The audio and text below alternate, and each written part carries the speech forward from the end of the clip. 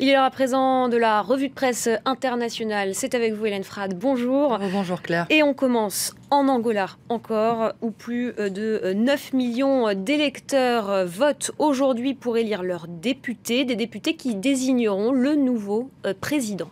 Jeune Afrique parle d'un scrutin historique puisque ces troisièmes élections depuis la fin de la guerre civile en 2002 sont marquées, on l'a dit, par le départ de José Eduardo dos Santos au pouvoir depuis 38 ans. Le chef de l'État angolais devra toutefois garder la présidence du MPLA jusqu'en 2022, nombreux étant les observateurs qui estiment qu'il continuera de gouverner le pays en sous-main, selon Jeune Afrique. Son parti, représenté par le ministre de la Défense João Lourenço, également vice-président du MPLA, est d'ailleurs considéré comme le favori de ces élections face à l'UNITA d'Isaias Samakouva et à la Casacé d'Abel Chivu Kuvuku, ce dernier étant présenté comme la valeur montante de la politique angolaise, est issu des rangs de l'UNITA dont il a claqué la porte en 2011. Jeune Afrique rapporte que le président Dos Santos est critiqué aujourd'hui pour sa gestion de la manne pétrolière dont l'Angola est le deuxième producteur africain et dont les revenus se sont écroulés à cause de la chute des cours mondiaux depuis 2 ans. Dos Santos, qui est accusé par ses opposants de s'être enrichi avec sa famille et les cadres du MPLA au détriment des Angolais. Sa fille Isabelle, rappelle le Novo Jornal, a été désignée la femme la plus riche d'Afrique par le magazine américain Forbes, qui évalue sa fortune à près de 3,5 milliards de dollars, une fortune colossale, amplement associée à la position de son père, selon le site angolais.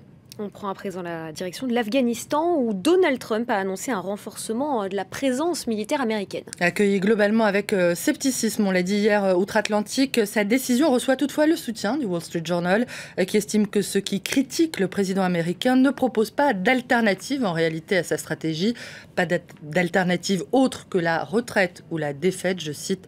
Le président Trump a hérité d'un désordre sans nom en Afghanistan. Alors reconnaissez-lui le mérite de prendre en compte l'avis de ses généraux et d'envoyer plus de soldats, lance le journal, qui reconnaît que sa décision comporte toutefois une part de risque, comme à chaque fois qu'il est fait usage de la force militaire, mais qui estime qu'elle préservera la voix des alliés des États-Unis en Afghanistan et qu'elle permettra d'engager des opérations plus agressive contre les djihadistes qui, sans cela, auraient été ravis, je cite, de pouvoir planifier des attaques globales en toute impunité. Et quelle réaction en Afghanistan ? Une réaction assez mitigée pour The Afghanistan Times, qui dit certes apprécier le soutien de la communauté internationale et en particulier des États-Unis, mais affirme que le pays a besoin de plus.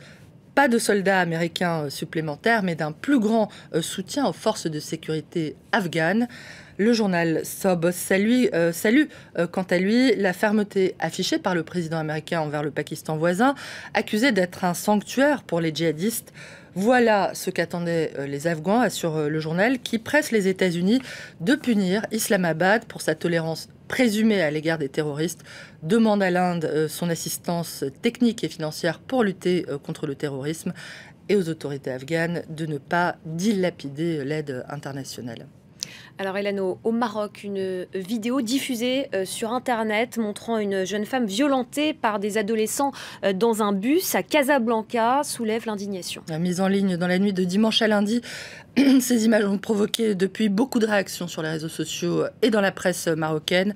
Comme on témoigne, on va le voir, le dessin d'Express qui dénonce à la fois la violence dont peuvent être victimes les femmes et l'obligation qui leur serait faite de garder le silence, autorisant leurs agresseurs à agir en toute impunité. Une impunité à laquelle les manifestants qui défileront aujourd'hui même, ce soir à Casablanca, mais aussi Rabat et Agadir, exigent que soit mis un terme. D'après le site La Dépêche, plusieurs milliers de personnes auraient déjà fait part de leur intention de participer à ces rassemblements en solidarité avec la victime de ce viol collectif. La Dépêche, Claire, qui a publié hier cette lettre à un jeune Marocain.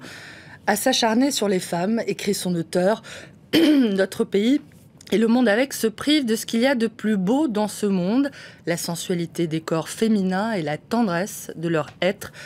Rappelez-vous, je cite, que la vie est seule sacrée et que ce qui donne cette vie, ce n'est pas la côte d'Adam, mais le vagin de Majouba. Et ce qui la nourrit une fois au monde, ce sont les seins de Jamila. Alors s'il y a un corps à respecter, c'est bien celui de Saïda. Pour ce faire, un homme, ça s'empêche, écrivait Camus. Je peux, mais je dois me retenir si cela fait mal à l'autre. Cette lettre est signée Hadjar El Hennafi. Voilà, à méditer. Merci beaucoup Hélène pour cette revue de presse internationale qu'on peut retrouver sur notre site internet, bien sûr, www.france24.com.